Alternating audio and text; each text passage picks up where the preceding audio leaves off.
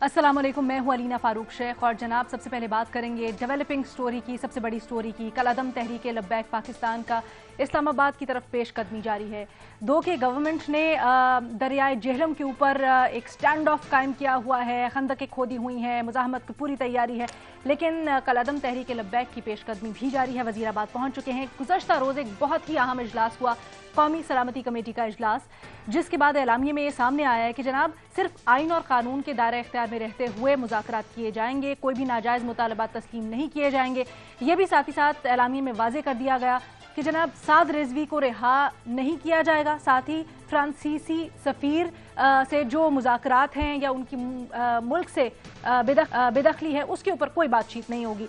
जनाब ये अहम फैसले तो आए हैं, लेकिन साथ साथ हुकूमत की जानिब से या हुकूमती वज़रा की जानिब से जो बयानात आ रहे हैं उनमें अभी भी कुछ तज़ाद पाया जा रहा है। ये नाकदीर की राय है। लेकिन वज़ीर आज़म इमरान खान ने सारी सिचुएशन के ऊपर आज एक खिताब भी करना था कौम से, जिसको मुलतवी कर दिया गया। उसके बाद ये खबर सामने आई, बल्कि मुलाकात हुई वज़ीर आज़म इमरान खान की उलमा और मशाइख से। जो इसका एलामिया है उसको अभी तैयार किया जा रहा है। क्या बातें हुई और क्या इसका नतीजा निकला है, अपने एनालिस्ट से ये भी जानेंगे कि किस हद तक नतीजा खेज या कामयाब पेशरफ्त हो सकती है। सवाल हमारा पूरी सिचुएशन के ऊपर कुछ यूँ कि हुकूमत की कलअदम तंजीम की इजाद से मुतल्लिक जो हिकमत अमली है वो बेहतर हिकमत अमली क्या होनी चाहिए, समझौता करना या फिर गैर लचकदार रवैया। अपने एनालिस्ट का तारुफ करवा दूं जी। पैनल पर आज हमें ज्वाइन करें बेनज़ीर शाह साहिबा हमें ज्वाइन करी हैं, शाद भट्टी साहब हमारे साथ मौजूद है, हफीजुल्लाह न्याई साहब हमें ज्वाइन किए हुए हैं और मज़हर अब्बास साहब भी हमारे साथ है। बेनज़ीर शाह साहिबा, सबसे पहले आपका इसके ऊपर मौक़िफ़ चाहेंगे सारी सूरत हाल को देखते हुए, क्या समझती हैं आप? देखिए अलीना, आपने बहुत दफ़ा उनके साथ समझौता किया है, लेकिन वो फिर भी सड़कों पे आ जाते हैं।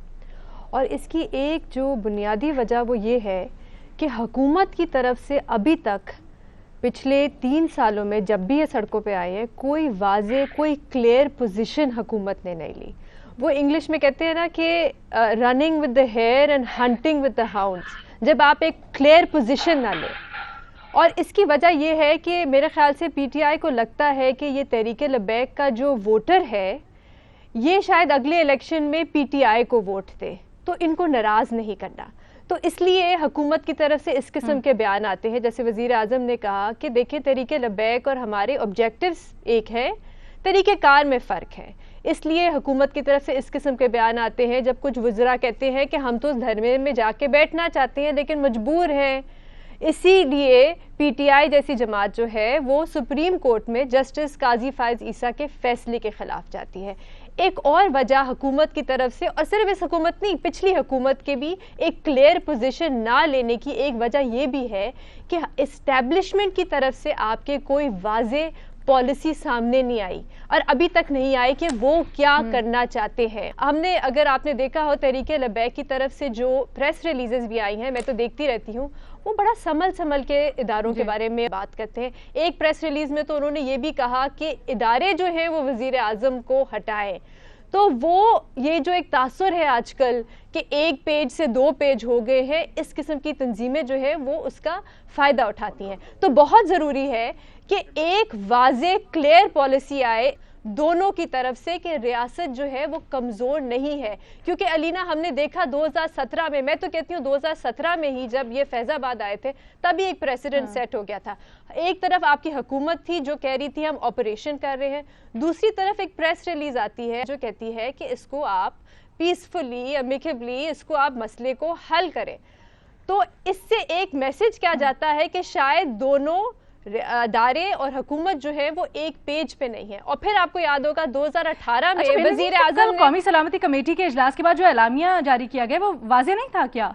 देखिए, अब मैंने जैसे कहा कि एक प्रेसिडेंट सेट हो गया ना, तो अभी भी बहुत ज़रूरी है एक क्लियर बयान आए कि पॉलिसी क्या है। आपने जो भी पॉलिसी स्ट्रैटेजी लेनी है, आपकी पॉलिसी क्या है। क्योंकि देखिए 2018 में जैसे मैं कह रही थी, वज़ीर आज़म ने कौम से खिताब करते वक्त क्या कहा कि रियासत से मत टकराएं। फिर मैसेज क्या आया कि आपने उनके साथ मुआहदा किया, तो मैसेज ये था कि रियासत से अगर आप टकराएंगे तो रियासत झुक जाएगी, रियासत जो है वो कमज़ोर है, वो आपकी सारे मुतालबात मान लेगी। तो मैसेज बड़ा क्लियर आना चाहिए दोनों तरफ से कि पॉलिसी क्या है। मैं यही चीज भट्टी साहब के पास लेके जाना चाहती। ठीक है भट्टी साहब, क्या आपको लगता है कल कौमी सलामती कमेटी के इजलास के बाद भी अभी कंफ्यूजन बाकी है, अभी मैसेज क्लियर नहीं हुआ? نہیں میڈم شیخ، کوئی کنفیوژن باقی نہیں ہے، کیونکہ قومی سلامتی کمیٹی کے اجلاس کے بعد گزشتہ رات صحافیوں کو سول اور ملٹری یعنی ایک پیج پہ ہو کر دونوں نے بریفنگ دی تھی. ہمیں لیٹ نائٹ بریفنگ دی گئی، بتایا گیا کہ ہم یہ ایک پیج پہ سارے ہیں، پاکستان کے لیے ایک پیج پر ہیں، ہم اکٹھے ہیں، اور پہلے وہ فوج کی طرف سے بریفنگ دی گئی، ابتدائیہ دیا گیا، اور پھر فواد چودھری صاحب نے سارا کچھ ابتدائیہ اس میں دیا، اور ادھر شیخ رشید صاحب بھی موجود تھے، نور اللہ قادری صاحب بھی موجود تھے، اور وزیر بھی سارے موجود تھے. تو ساروں نے یہی کہا کہ بتایا کیا ہوا ہے، اب تک کیا ہوا ہے اور کہاں تک ہم پہنچے ہیں. تو بات بنیادی طور پر 2-3 باتیں ہیں. ایک پہلی بات تو یہ ہے کہ 2 بڑے مطالبے تھے. فرانسیسی سفیر کو بے دخلی کا معاملہ پارلیمنٹ میں. اچھا، پہلی بات بے نظیر شاہ صاحبہ کی امید ہے ان کو کلیئر ہو گیا ہوگا کہ اس وقت تک پاکستان کے لیے سب 1 پیج پہ ہیں. جو میسج دیا گیا وہ یہی ہے. اچھا، 2 بڑے مطالبات تھے. فرانسیسی وہی بتانے جا رہا ہوں. فرانسیسی سفیر کو 2 بڑے مطالبات ہیں. فرانسیسی سفیر کو بے دخلی کا معاملہ جو تھا وہ فرانسیسی سفیر پاکستان میں ایک تو ہے ہی نہیں، دوسرا معاملہ پارلیمنٹ میں ہے، اور بتایا جا رہا ہے کہ پارلیمنٹ کے سارے ممبران کو میسیجز ان کے آئے ہوئے تھے کہ اگر آپ اسلام کی خدمت کرنا چاہتے ہیں، اگر یہ تو ہمارا ساتھ دیں وغیرہ وغیرہ. اور مزے کی بات سنیں، جس کمیٹی میں یہ بل پڑا ہوا ہے 4 مہینے سے اس کمیٹی کے ممبران پورے نہیں ہو رہے. اب آپ بتائیے گا کہ یہ کہاں سے پیج کہاں نکل آیا اور کہاں سے کیا. 4 مہینے ہو گئے ہیں، ممبران پورے جان بوجھ کے نہیں آ رہے. اچھا، لیکن یہ چلو پارلیمنٹ میں پڑا ہوا ہے یہ معاملہ، تو وہ بھی کہتے ہیں کہ تحریک لبیک والے بھی کہہ رہے ہیں کہ ہمیں اس بارے میں کوئی ابہام نہیں، وہ ادھر پڑا ہوا ہے. ان کا دوسرا بڑا مطالبہ ہے کہ یہ جو کالعدم اور یہ سارا ختم کریں. یہ سپریم کورٹ میں ہے، یہ کورٹ نے حل کرنا ہے، ہائی کورٹ یا سپریم کورٹ میں. اس میں وہ ساروں نے بتایا کہ اس میں ہمارا کیا قصور ہے. 4 شیڈول ختم کریں، مقدمات ختم کریں، سعد رضوی سمیت سب کو رہا کریں. انہوں نے کہا کہ آپ یہ احتجاج ختم کریں، سڑکوں سے ہٹیں. 9 روز سے GT روز بند ہے، 3 ارب کا نقصان ہو چکا ہے. تو اب یہ ہٹیں تو آپ کا یہ کرتے ہیں. اب میڈم شیخ، بنیادی طور پہ جو بے نظیر شاہ صاحبہ کا دوسرا پوائنٹ تھا وہ ہے حکومت کا جو بتایا گیا رات کو وہ یہ ہے کہ ہم آخری لمحے تک مذاکرات یا انگیجمنٹ پر جائیں گے، لیکن اب بس ہو گئی ہے. اس وجہ سے اس لیے اگر ہمیں جانا پڑا، آل آؤٹ جانا پڑا، تو پاکستان کے لیے آل آؤٹ جائیں گے. اب یہ چھوڑے میڈم شیخ کہ یہ مکہ مدینہ میں نہیں ہو رہا، ہمارے ہاں ہو رہا ہے، ہم زیادہ عاشق رسول ہیں. 2-3 باتیں. پوری مسلم دنیا میں نہیں ہو رہا، OIC اس پہ خاموش ہے. یہ بھی چھوڑ دیں. یورپ سے ہماری 60 سے 70% ایکسپورٹ ہے.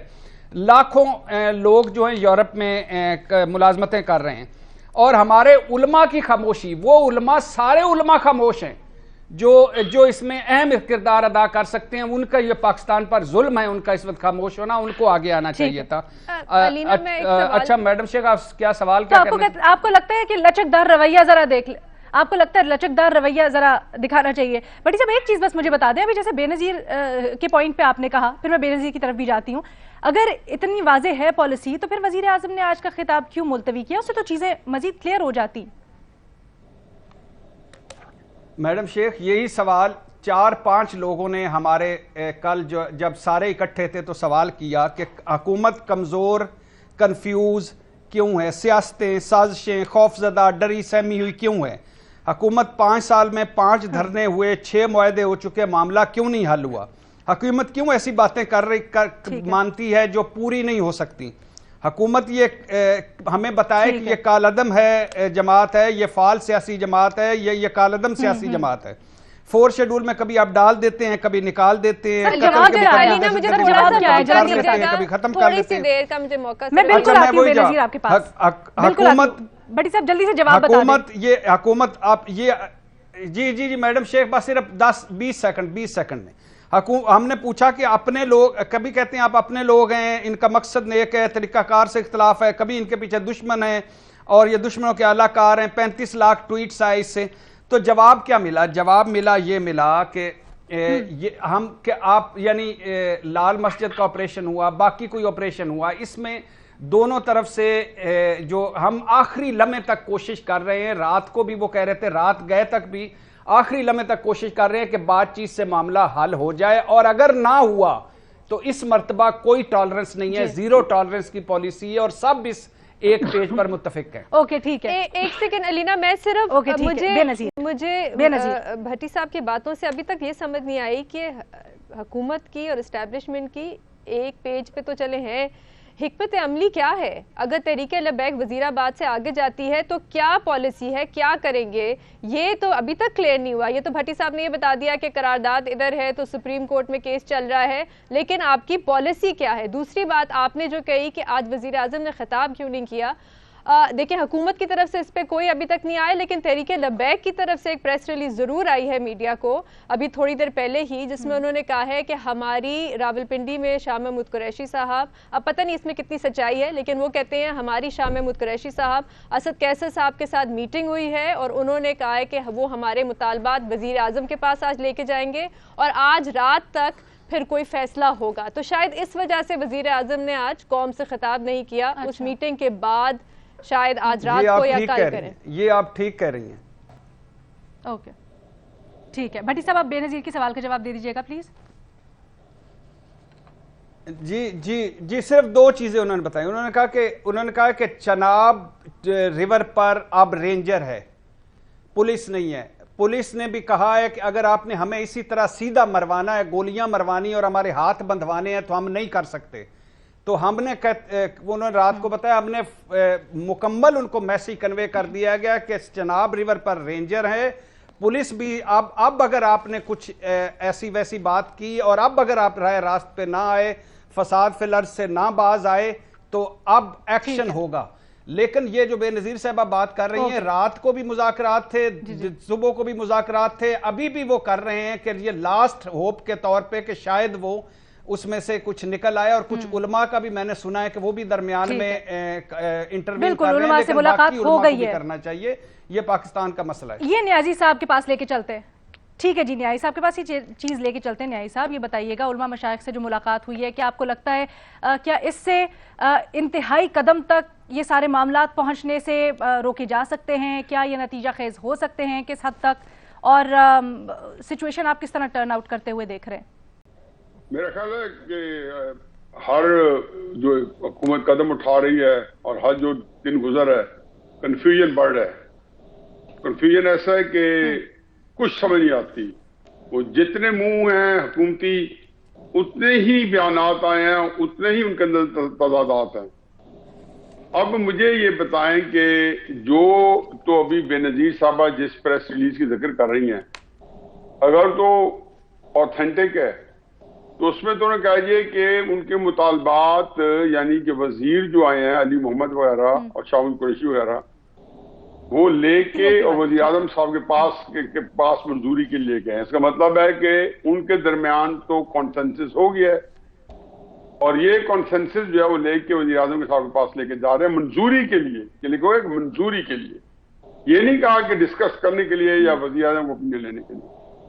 اب اس کو چھوڑے کہ جو انہوں نے 2020 میں معاہدہ کیا تو اس کے بارے میں بھی ایک لمبی بحث چھڑ پڑی کہ جی وزیر اعظم صاحب کے تو علم بھی نہیں تھا، اور اسی کے اوپر بھی جو وزیروں کی جو یہاں پہ سیبر ریٹلنگ ہوئی ہے اور تو تکرار ہوئی ہمارے سامنے ہے۔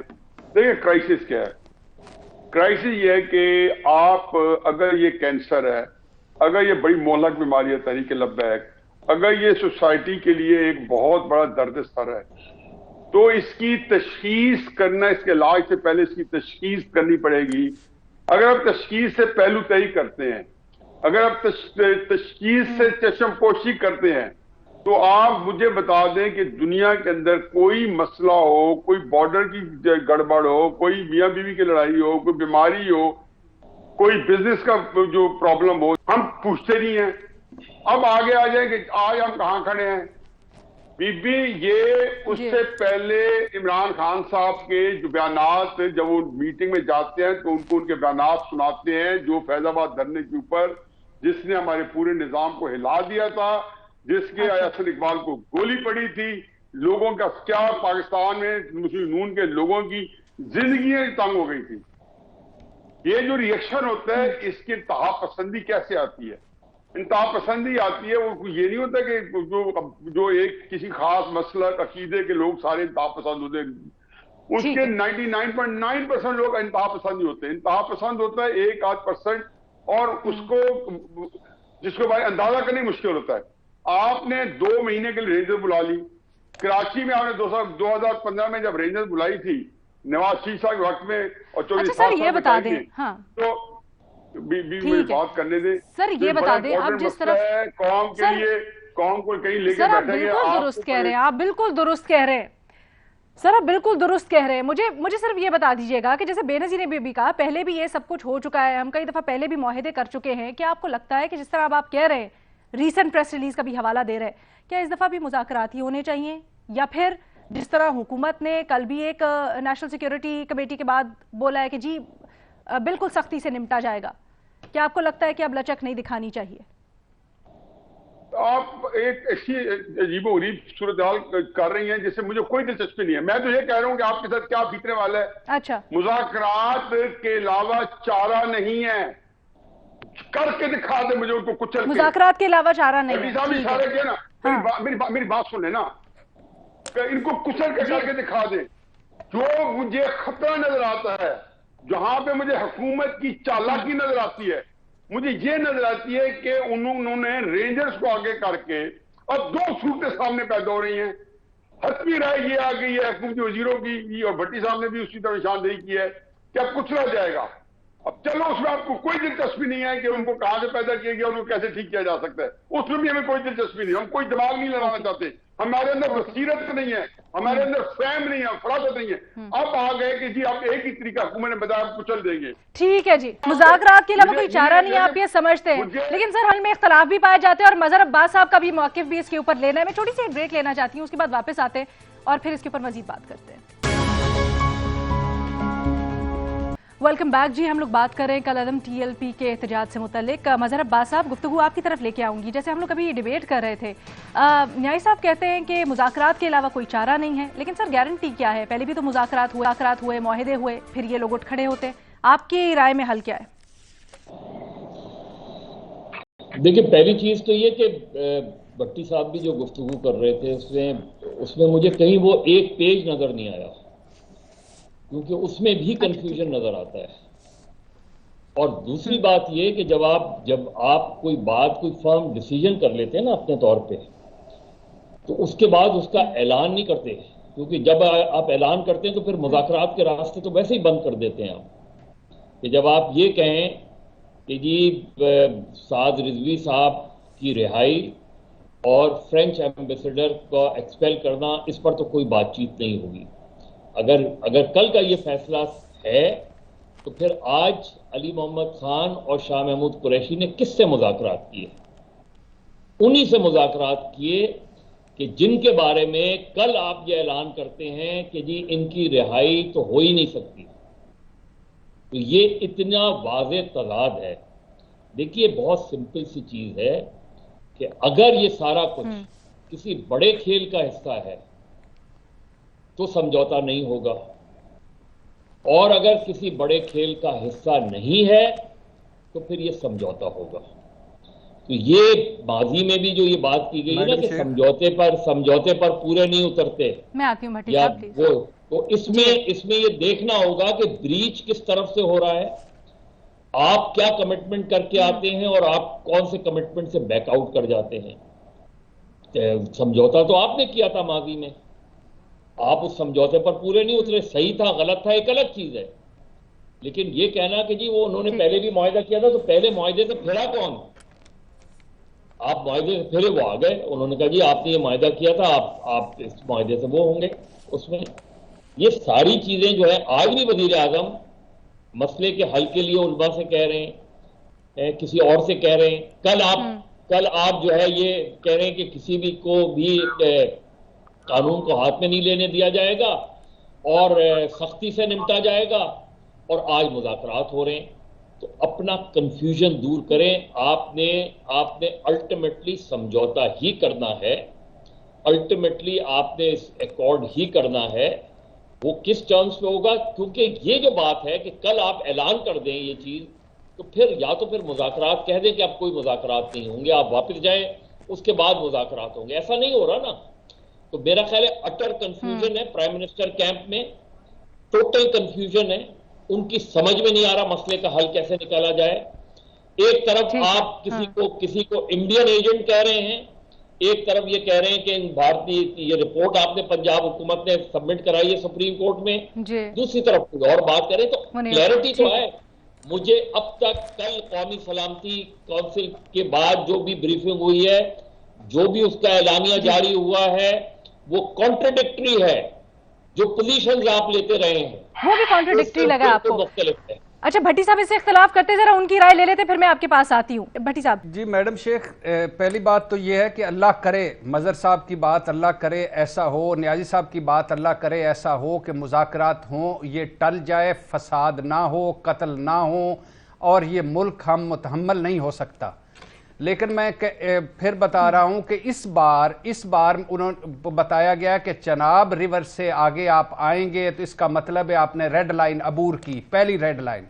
دوسری بات یہ ہے کہ اس مرتبہ نو لچکدار رویہ. تیسری جو حکومتی کنفیوژن ہے اس میں کوئی شک نہیں ہے کہ وزیر ایک کچھ کہہ رہا ہے، کچھ کہہ رہا ہے، کچھ کہہ رہا ہے. لیکن دوسری طرف جو نیازی صاحب کا، یا میرے محترم نیازی صاحب مجھ سے زیادہ ہسٹری جانتے ہیں اسلام کی، ان کا جو پوائنٹ آف ویو ہے، دیکھیے نبی صلی اللہ علیہ وسلم سے محبت کرنا، عشق کرنا ہم ساروں کا ایمان کا حصہ ہے اور ان پر جان قربان. مگر رسول اللہ صلی اللہ علیہ وسلم نے کیا فرمایا ہے کہ ایک انسان کا قتل پوری انسانیت کا قتل. وہ جو 9 پولیس والے قتل ہو گئے ہیں ان کا کیا بنے گا؟ اور رسول اللہ صلی اللہ علیہ وسلم نے فرمایا ہے مومن ایک جسم کی مانند ہوتا ہے، جسم کے کسی حصے کو تکلیف پہنچے پورے جسم کو تکلیف پہنچتی ہے. یہ کہنا نبی نے فرمایا رستے نہیں بند کرنا. اور وزراء کے اندر جو کنفیوژن ہے وہ الگ، اور ریاست میں کوئی کنفیوژن نہیں ہے، ریاست کی اپنی کوئی، یہ کہنا چاہ رہے ہیں. اور حالت جنگ میں بھی سبز درخت نکلو. اور آخری بات نبی نے کہا صلہ رحمی کرو اس پر، اور بہترین انتقام ہے معافی. تو اب یہ اس مرتبہ مجھے کوئی کنفیوژن نہیں لگتی. ہم نے ملا فضل اللہ کو بھگتا، کمانڈر نیک محمد کو بھگتا، صوفی محمد کو بھگتا، گڈ طالبان بیڈ طالبان کو بھگتا. اس مرتبہ نہیں بھگتنا.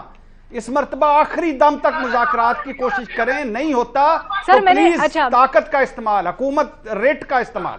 یہ جو آپ نے جو حوالے دیے ہیں نا ماضی کے، میں یہی آگے لے کے جانا چاہتی ہوں. بے نظیر مجھے یہ بتائیے گا، جیسے بھٹی صاحب نے بے نظیر کا ماضی کا حوالہ دے ہی دیا، تو یہ بتائیں ماضی میں بھی یہ ہوا کیا؟ اس دفعہ بھی ہم مذاکرات پہلے حد الامکان کوشش کریں تاکہ انتہائی حد تک معاملات نہ جائیں، یا پھر ناگزیر ہو چکا ہے طاقت کا استعمال؟ دیکھیے علینا، پہلے تو بھٹی صاحب نے بات اسی میڈم شیخ آخری بات، اسی میں نواز شریف صاحب کو جوتا پڑ چکا، خواجہ اعظم کے منہ پہ سیاہی پھینکی جا چکی، احسن اقبال کو گولی لگ چکی، زاہد احمد کے گھر پہ حملے ہوئے، وزارت گئی. ٹھیک ہے بھٹی صاحب آ گیا، بے نظیر کی بھی سن لینا، پھر آپ کے پاس واپس آتی ہوں. علینا، بھٹی صاحب نے کہا کہ ریڈ لائن یہ ہے کہ اگر وہ چناب کے ٹول پلازا سے آگے آئیں گے تو ان کے خلاف کارروائی ہوگی. یہ ہے نا ریڈ لائن. کسی بھی حکومت میں، کسی بھی ملک میں یہ ریڈ لائن نہیں ہونی چاہیے. ریڈ لائن یہ ہونی چاہیے کہ آپ پولیس اہلکاروں کو شہید کریں گے، ان کو زخمی کریں گے، ان کو اغوا کریں گے، تو یہ ہونی چاہیے کسی بھی ریاست کی ریڈ لائن. لیکن یہاں پہ ریڈ لائن یہ ہے کہ وہ یہ ریڈ لائن بار بار بار بار کراس کرتے ہیں اور آپ پھر بھی ان کے ساتھ بیٹھ کے معاہدے کرتے ہیں. دیکھیں جہاں تک یہ بات ہے کہ مذاکرات ان کے ساتھ کرنے چاہیے نہیں، دیکھیں ریاست اگر کرنا چاہتی ہے، کوئی بھی اسٹیٹ نیگوشیٹ جب کرنے بیٹھتا ہے تو آپ کرتے ہیں from a position of strength. آپ کی پوزیشن آف اسٹرینتھ سے اس حکومت نے 6 دفعہ یہ دھرنے باہر نکلے ہیں، 6 دفعہ حکومت نے ان کے ساتھ معاہدے کیے ہیں، not from a position of strength. 2017 کا میں پھر سے آپ کو یاد دلاؤں کہ 2017 میں جب انہوں نے معاہدہ کیا تھا تو اس وقت کے وزیر قانون کو استعفیٰ دینا پڑا تھا. تو یہ from a position of strength ہوتا ہے. اس وقت کے معاہدے کو آپ نکال لیں، اس پہ کتنے بڑے بڑے نام ہیں، کون کون سے حساس اداروں سے بھی نام ہے، اس وقت کے حکومت کے وزراء کے بھی نام ہے. آپ بلکہ میں صرف یہ بات اتنی سے کہنا چاہوں کہ نور الحق قادری صاحب سے پوچھا گیا تھا کہ جو پچھلا یہ جو انہوں نے معاہدہ کیا تھا اس کے بارے میں پوچھا گیا تھا، انہوں نے کہا تھا بی بی سی اردو کو انٹرویو دیتے ہوئے انہوں نے کہا تھا اس کی تو کوئی قانونی حیثیت ہی نہیں ہے. تو بھائی جب کوئی قانونی حیثیت ہی نہیں ہے اور جب آپ کو پتا ہے آپ نے اس میں عمل درآمد نہیں کرانا، تو پھر آپ ان کے ساتھ بیٹھ کے سائن کیوں کرتے ہیں معاہدے؟ यही जो पॉइंट बेनजीर ने उठाया है, मज़हर साहब आपके पास लेके आना चाहूंगी। भट्टी साहब भी बेनजीर भी जब ये कहते हैं, आपके ख्याल में क्या अगर माजी की हम दीगर तहरीकों को या फिर इस तरह की पार्टीज जिन पे इंतहाई कदम का वक्त आ गया, तो आपको क्या लगता है कि क्या अभी वो वक्त आ गया है कि ताकत का इस्तेमाल करें, इंतहाई कदम उठा लिया जाए? नहीं, पोजीशन ऑफ स्ट्रेंथ क्या आज पोजीशन ऑफ स्ट्रेंथ पे है क्या गवर्नमेंट? वो नजर तो आए पोजीशन ऑफ स्ट्रेंथ जिसकी वो बात करते हैं कि पोजीशन ऑफ स्ट्रेंथ पे कहाँ है पोजीशन ऑफ स्ट्रेंथ? मुझे तो कहीं नजर नहीं आ रही पोजीशन ऑफ स्ट्रेंथ, मुझे तो पोजीशन ऑफ वीकनेस नजर आ रही है इसमें भी। वरना जी इससे आगे आए तो नहीं छोड़ेंगे, उससे आगे आए तो नहीं छोड़ेंगे। देखिए, पहली चीज ये कि आपने एक एग्रीमेंट किया उनके साथ। फैसल वाडा साहब को कैटेगोरिकली शेख रशीद साहब ने डिनाई किया। जो उन्होंने कहा था ना कि वजीर आजम को इत्तला वो नहीं थी, उन्होंने कहा मैंने खुद जाके प्राइम मिनिस्टर को ब्रीफ किया था। अब क्या कहेंगे आप? तो प्रॉब्लम यहां इस गवर्नमेंट की प्रॉब्लम यह है कि सबसे पहले तो ये गवर्नमेंट डिसाइड करे कि उनका स्पोक्समैन कौन है। शेख रशीद है स्पोक्समैन, फवाद चौधरी है स्पोक्समैन, अली मोहम्मद खान है स्पोक्समैन। कौन है इनका एक स्पोक्समैन? ठीक है, यहां 4 स्पोक्समैन 4 मुख्तलिफ बातें करते हैं। फवाद चौधरी की बात की बिल्कुल कॉन्ट्रडिक्टरी बात शेख रशीद साहब करते हैं। शेख रशीद साहब की बात की कॉन्ट्रडिक्शन उनके दूसरे वज़रा करते हैं। तो यहां सर इसका जवाब भट्टी साहब दे रहे हैं ना, वो कहते हैं कि रियासती लेवल पे कोई तजाद नहीं है, ये हुकूमती वज़रा हैं जो कि हुकूमत की तरफ से कंफ्यूजन क्रिएट कर रहे हैं। किसने कहा रियासत की सतह पे तजाद नहीं है? रियासत क्यों नहीं कहती ओन करती उस मुआहदे को? रियासत ओन करे ना उस मुआहदे को। गवर्नमेंट क्यों कहती है वो जो लास्ट मुआहदा हुआ था वो किसने किया था मुआहदा? किसके सिग्नेचर्स हैं उसके ऊपर? जी आप एक चीजों को देखिए, एक तरफ कहते हैं कलदम तंजीम, दूसरी तरफ कहते हैं इंडियन कनेक्शन, इतनी लाखों वो है। आप पहले तय करें, गवर्नमेंट जब तक अपना कंफ्यूजन नहीं दूर करेगी, रियासत जब तक अपना कंफ्यूजन नहीं दूर करेगी, आप पीटीपी से भी मुज़ाकरात करते हैं, आप टीएलपी से भी मुज़ाकरात करते हैं। आप पीटीपी से मुज़ाकरात में तो वज़ीर आज़म का रवैया कुछ और होता है, यहां कुछ और होता है। तो तय तो करें कि आपने इस मुल्क को लेके किस तरफ चलना है, किस तरह चलना है, क्या किस तरफ चलना है। एक कमेंट के लिए भट्टी साहब का जी, then we have to wind up. Madam Sheikh यही जो मजहर साहब ने सवाल उठाया है, यही सवाल हमने उठाया था कि फवाद चौधरी साहब आप कुछ और कहते हैं, शेख रशीद साहब कुछ और कहते हैं, फैसल वाडा साहब कुछ और कहते हैं, बाकी वज़रा कुछ और कहते हैं, ये कन्फ्यूजन है, ये कन्फ्यूजन फैला रही है। तो उन्होंने कहा कि रियासती सतह पर दो इत्तफाक, ये किसी के, उन्होंने कहा ये ज़ाती ओपिनियन हो सकते हैं, इमरान खान साहब यानी हुकूमत और बाकी इदारों में एक इत्तफाक है कि आखिरी लम्हे तक एंगेजमेंट नहीं होगा तो ताकत का इस्तेमाल, इसके अलावा कोई नहीं है। बाकी ये उन्होंने कहा कि ये सारे जो बयानात हैं ये सारे उनकी जाती राय हो सकती है, इन बयानात की कोई हैसियत नहीं है। सर लेकिन ये कल उन्होंने खुद फरमाया था। इतने हसास मामले के ऊपर क्या गुंजाइश है जाती राय की? थोड़ी सी ब्रेक लेनी है हमें, उसके बाद वापस आते हैं, मजीद इसके ऊपर बात करते हैं। जनाब बात करेंगे थोड़ी सी मईशत की। वज़ीर आज़म इमरान खान कहते हैं कि जी रोज़गार देना अव्वलीन तरजीह है हमारी। उन्होंने कहा हमारी पॉलिसीज़ की वजह से मुल्क में गुर्बत में कमी नज़र आ रही है। दूसरी जानिब अगर आप BBC के इंडेक्स को देखें तो उसमें अशिया खुरोनोश की कीमतों में होशरुबा इजाफा हुआ। इदारे शुमारियात की रिपोर्ट भी हमने कुछ रोज़ पहले शेयर की थी, वो भी कुछ ऐसी स्टोरी सुनाती है। जनाब सवाल हमारा कुछ यूँ कि वज़ीर आज़म जब ये कहते हैं कि अव्वलीन तरजीह है हमारी और हम महंगाई को काबू कर लेंगे, तो क्या वज़ीर आज़म का बयान दुरुस्त है? हाँ या नहीं क्या ऑप्शन है हमारे एनालिस्ट के पास? बेनज़ीर। अलीना, इसका तो जवाब बहुत सी रिपोर्ट्स आ गई हैं, पता नहीं वज़ीर आज़म वो पढ़ते हैं या उनको कोई दिखाता भी है या नहीं। अभी पिछले महीने Pakistan institute of development economics ये सेनेट की एक कमेटी के सामने पेश हुए, उसमें उन्होंने बताया, इनकी अपनी ये फाइंडिंग्स थी, अब ये इंडिपेंडेंट इदारे हैं, कि 24% एजुकेटेड लोग जो है इस मुल्क में उनके पास अभी नौकरियां नहीं है। 24%। और एजुकेटेड लोग का उनका मतलब ये था कि जिनके पास BA की डिग्री है या मास्टर्स की डिग्री है। بلکہ اس میں انہوں نے یہ تک بتایا کہ ہائی کورٹ میں، یہ بہت حیران کن بات ہے کہ ہائی کورٹ میں ایک پی این آفس بوائے کی، یعنی مطلب آفس بوائے کی جاب کھلی تو 15 لاکھ لوگوں نے اپلائی کیا، جس میں کچھ کے پاس ایم فل کی ڈگری تھی اور وہ اپلائی کر رہے تھے. تو حالات کچھ اس طرح کے ہیں کہ انہوں نے یہ بھی بتایا کہ حکومت کہتی ہے کہ ان امپلائمنٹ ریٹ 6% ہے، لیکن اصل میں ابھی ملک میں 16% ہے. تو اس قسم کی بہت سی UNDP کی بھی رپورٹ ہے، بہت سی رپورٹ ہے. تو اب آپ بتائیں کہ ہم وزیر اعظم کی باتوں پہ یقین کریں یا ان رپورٹس جو فیکٹس اور سٹیٹس اور ڈیٹا دیتی ہیں ان پہ یقین کریں؟ نیازی صاحب کیا رائے آپ کی؟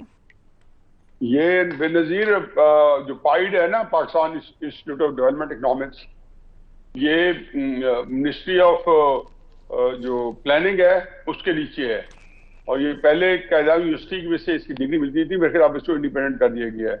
یہ پچھلے کچھ 45 سال سے یہ قائم ہے، اور ان کی جو فائنڈنگ ہے وہ تو خیر آپ نے بتا دی ہے، اس طرح کی ان کی بہت آ رہی ہیں. باقی یہ کہ پورے ملک کے اندر آپ کے جیو کے اندر رپورٹس آتی رہتی ہیں. اب وزیر اعظم صاحب کو تو بہت سی چیزوں کا نہیں پتا ہوتا، معاہدے کا نہیں پتا، مہنگائی کا نہیں پتا، ڈالر اوپر چلا گیا اس کا نہیں پتا. تو یہ بہرحال پاکستان کے اندر اب سب اچھا کی رپورٹ ہے، تکلیف دہ صورتحال ہے. ٹھیک ہے، ارشاد بھٹی صاحب. دیکھیے میڈم شیخ، سب سے پہلے تو میں اپنے وزیر اعظم سے پوچھنا چاہوں گا کہ آپ کی اولین ترجیح ہے کیا؟ کبھی آپ کی اولین ترجیح ہوتی ہے اصلاحات کروں گا، ریفارمز کروں گا، پھر آپ کی اولین ترجیح بن جاتی ہے کہ نہیں احتساب میری اولین ترجیح ہے، پھر آپ کی اولین ترجیح بن جاتی ہے کہ نہیں مہنگائی میری اولین ترجیح ہے کیونکہ میری تو خود راتوں کی نیند اڑ گئی مہنگائی کی وجہ سے، میرا تو خود گزارا نہیں ہو رہا، اور اب آپ کی اولین ترجیح ہے روزگار. آپ نے چھوڑ دیں کہ 1 کروڑ نوکریوں کا 50 لاکھ گھروں کا وعدہ کیا تھا، ان کو سارے وعدے دعوے نعروں کو چھوڑ دیں. بات یہ ہے کہ وزیر اعظم صاحب، آپ کو اگر اس وقت پاکستان میں آپ اچھا ہے کی بات کر رہے ہیں تو اس سے بڑا ظلم اور کیا ہو سکتا ہے؟ جیسے وہ بے نظیر شاہ صاحبہ نے کہا کہ اگر آپ یہ تو پہلے بھی ہم ڈسکس کر چکے ہیں کہ اگر نائب قاصد یا چپڑاسی کے لیے ایم فل لائنوں میں لگے ہوئے ہوں، اگر 16 سے 24% بے روزگاری بڑھ گئی ہو، اگر I M F World Bank اور یہ کہہ رہے ہوں کہ غربت، بے روزگاری اور مہنگائی اور پہلے بھی بڑھی ہے اور بھی بڑھی ہے، اگر بین الاقوامی اور ملکی سارے ادارے اس بات پر متفق ہوں کہ مہنگائی، بے روزگاری، غربت بڑھی ہے، اور میرے وزیر اعظم کو پتہ ہی نہیں ہے اور وہ کہہ رہے ہیں کہ نہیں میں یہ کر دوں گا، میں وہ کر دوں گا، میں فلاں کر دوں گا، میں تو یہ پتہ نہیں کون اعداد و شمار وزیر اعظم کو دیتا ہے. گندم کی طرح غلط اعداد و شمار ایکسپورٹ امپورٹ، چینی کی طرح غلط اعداد و شمار امپورٹ ایکسپورٹ. تو وزیر اعظم صاحب پہلے کم از کم پورا بریفنگ لیا کریں، پھر ہمارے زخموں پر نمک چھڑکا کریں. ہاں اگر آپ کہتے ہیں کہ بے روزگاری زیادہ ہوئی ہے اور اس میں بین الاقوامی حالات ہیں، ملکی حالات ہیں، میں کوشش کروں گا تو کچھ سمجھ آتی تھی کوئی، لیکن آپ تو ایک پرابلم ہے اس پرابلم کو مان ہی نہیں رہے، یعنی آپ تو بالکل اس کے الٹ جا رہے ہیں. تو وزیر اعظم صاحب، آپ وزیر اعظم پاکستان ہیں، آپ وزیر اعظم افغانستان، جتنی ان کی ترجمانی کرتے ہیں اتنی ہماری بھی کر لیا. مظہر عباس صاحب کی رائے جانتے ہیں. ٹھیک ہے بھٹی صاحب، آپ کا پوائنٹ آ گیا. مظہر عباس صاحب. ٹھیک ہے، میری رائے پہ آپ دوسری رائے لے لیتی ہیں. پہلی چیز یہ کہ پچھلے سوال کے جواب میں کوئی ذاتی رائے نہیں تھی فواد چودھری صاحب کی. جو یہ کہہ رہا ہے اس کو چاہیے کہ فواد چودھری صاحب کی اس بریفنگ کو سن لے. انہوں نے یہ واضح طور پہ کہا کہ یہ قومی سلامتی اس نے فیصلے کیے ہیں جس کے مطابق وہ بات کر رہے تھے. انہوں نے یہ نہیں کہا کہ یہ میرا پرسنل اوپینین ہے. تو پہلی چیز تو یہ کہ یہ ذاتی رائے نہیں تھی. دیکھیے یہاں پرائم منسٹر پہلے تو یہ بتائیں کہ وہ کون سی مارکیٹس ہیں جہاں ان کو، ہم نے یہ سوال پوچھا کہ آپ کے وزیر ایک دوسرے کے خلاف بیانات دیتے رہتے ہیں، یہ کیوں ہے، ایسا کیوں ہے اتنے سینسٹیو؟ انہوں نے کہا کہ ان سارے وزراء کی وہ ذاتی رائے ہیں. اس وقت جو آپ کو بریف کیا جا رہا ہے ریاست اور حکومت کے حوالے سے، یہ ہماری 2 پالیسی ہیں. یہ فواد صاحب نے کہا تھا، میرا اس میں فل سٹاپ کامہ بھی اپنا نہیں ہے. صحیح ہے، جیسے آپ کہتے ہیں ویسے مان لیتے ہیں. لیکن بہرحال وہ کوئی ذاتی رائے جس کی ذاتی، ایک تو پرائم منسٹر بتا دیں کہ جو اپنی ذاتی رائے دے وہ پھر پہلے کہہ دے کہ یہ میری ذاتی رائے، تاکہ کنفیوژن نہ ہو. دوسری بات، وزیر اطلاعات کی ذاتی رائے پریس کانفرنس کے دوران کیسے ہو سکتی ہے؟ یہ بھی بڑا سوالیہ نشان ہے. آپ وہی میں نے کہا کہ اگر ہے تو پھر بتا دیا کریں. دوسری بات یہ کہ پرائم منسٹر، وزیر اعظم یہ تو بتائیں کہ مہنگائی کہاں महंगाई में कमी किधर हो रही है, वो शहर बता दें, वो मार्केट्स बता दें कि जहां कल चीज कोई 100 रुपए किलो मिल रही थी, वो आज 50 रुपए, 60 रुपए, 70 रुपए। पहले तो प्राइम मिनिस्टर बता देंगे। साईं बुज़दार के पंजाब में हो रही है। हाँ, साईं बुज़दार के पंजाब में हो रही है। साईं बुज़दार तो इस वक्त फोर फ्रंट पे है, उस पे है। उन्होंने, फिर मैं आपसे कहूं, उन वादे तौर पे जब तक इमरान नहीं जी, नियाजी साहब की मौजूदगी में आप दोनों हजरात बुज़दार साहब के ऊपर ये मलबा नहीं डाल सकते, माजरत के साथ जी। लेकिन वजीर आजम नहीं, बयान, वजीर आजम के बयान में क्लैरिटी नहीं है। वजीर आजम का बयान जो है हकायक से बिल्कुल हटकर है। इनको अंदाजा ही नहीं है कि महंगाई किस तेजी से बढ़ रही है, और ये मेरा ख्याल है प्राइम मिनिस्टर इतने स्वीपिंग रिमार्क्स देते वक्त जरूर सोचा करें। ठीक है जी, हमारा पूरा पैनल नहीं कि ऑप्शन ले रहा है। इजाजत दीजिए, अल्लाह हाफिज।